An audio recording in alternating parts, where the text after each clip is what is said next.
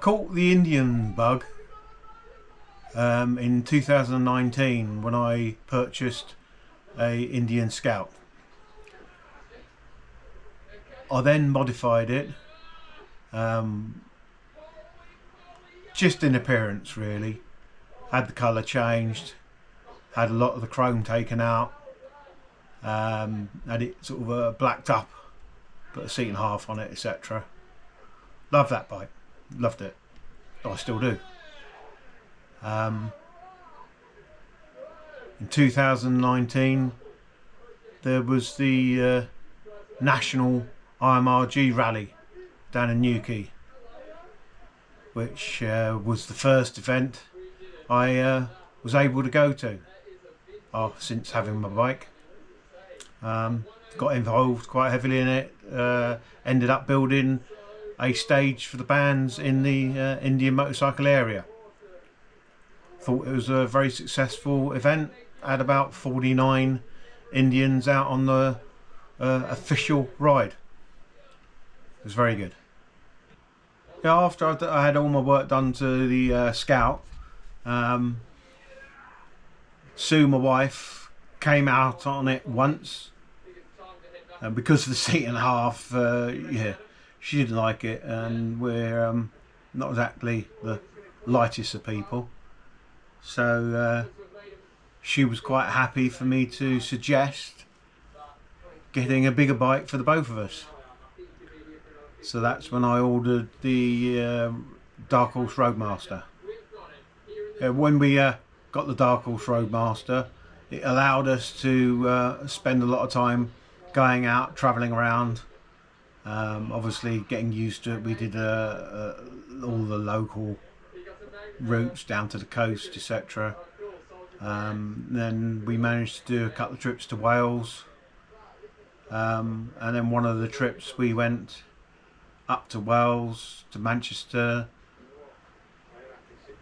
across to Northampton, and then right across the right hand side down to the Foundry, then managed to come back via Brighton down the coast, stopped off at Paul Moresby Racing, and then yeah, back to home.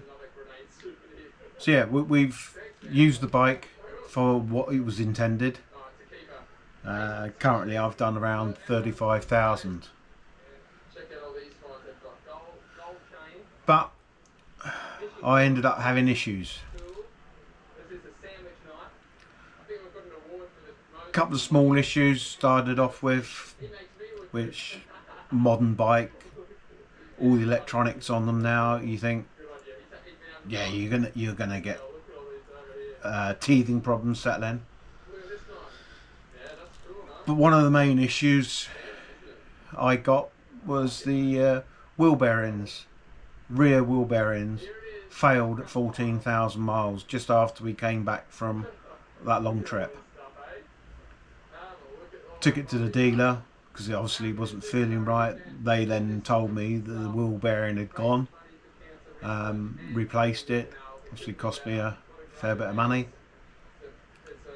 When I spoke to the dealer about it, I said, well, 14,000, surely, you know, it should be doing more than that.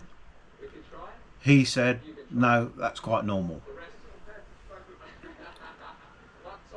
So I had the work done, obviously, we carried on using the bike for what it should be.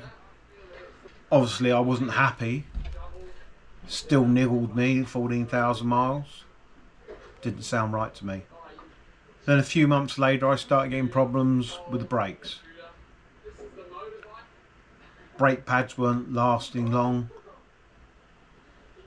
the bike wasn't freewheeling properly, which I reported to the dealer. And it just went on and on from there. So this takes us to around April 22. It also developed a fault with starting, it wouldn't start properly. So I had starter solenoid replaced, they said was corroded, starter motor, so many various sensors, I've lost track of it. But I was still getting this freewheeling problem. In fact, I was losing between 40 and 60 miles per tank. And again, this was all reported to the dealer via text, email and verbally. Various things I was told it was an ambient air temperature sensor, which we had to wait for because it wasn't in stock. It was held up in a container from America apparently, so it took a while to come. In the end, the dealer had to take one off another bike. That didn't change the fuel situation, and we actually had a holiday booked and paid for in Spain to go to the Murcia rally.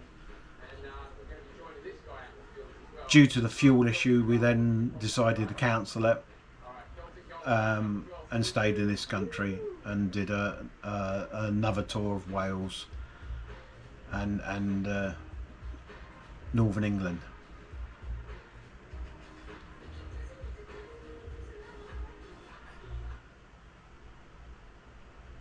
The bike went in probably 3-4 times to have the brake issue looked at. Went through its 20,000 mile service, and then in August it went in for its 25,000 mile service. I went to pick the bike up and I was told your rear brake discs are blue, and I did say, isn't that a problem? What caused it? Not a lot really conveyed back to me. So obviously I paid for the work and took the bike away. From that day to this day, I've not had the fuel issue. On that service, they stripped down the rear calipers and reset them. So I'm not going to suggest anything untoward. You can make your own minds up. So April to August, I had binding brakes. Bike wasn't freewheeling, losing 40 to 60 miles per tank. August, rear calipers, they were serviced and reset. Problem gone. So I did write to the dealer and I asked him, to be fair to you, if the issue I've been having for the last 4 or 5 months was not the rear calipers, what else did you do to sort the problem out? From that day to this, he will not talk about that. I've never had a written reply from that dealer.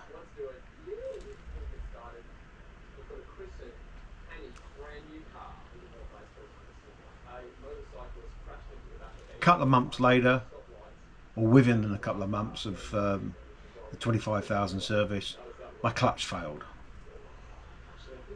And then I've had various other issues, again with starting, with ABS sensors, speed control sensors, etc, etc.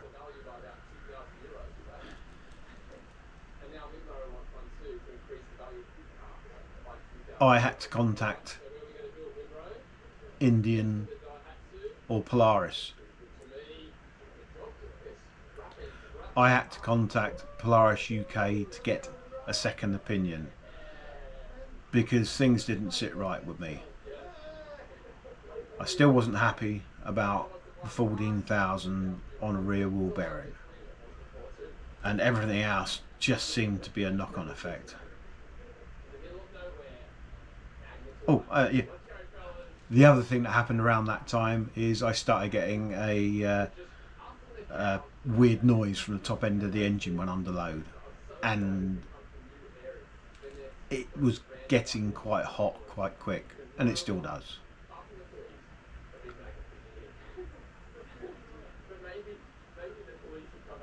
So the issue with Polaris UK, I will put in detail in another video.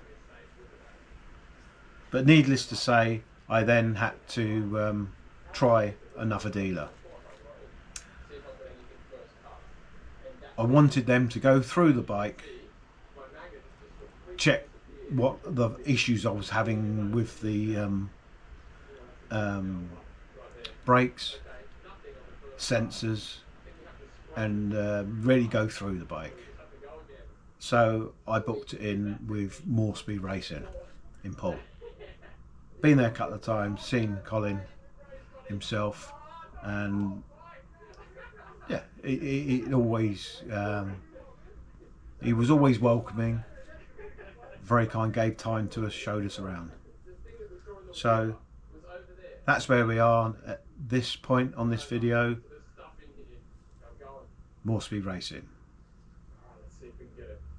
So that trip is in part 3.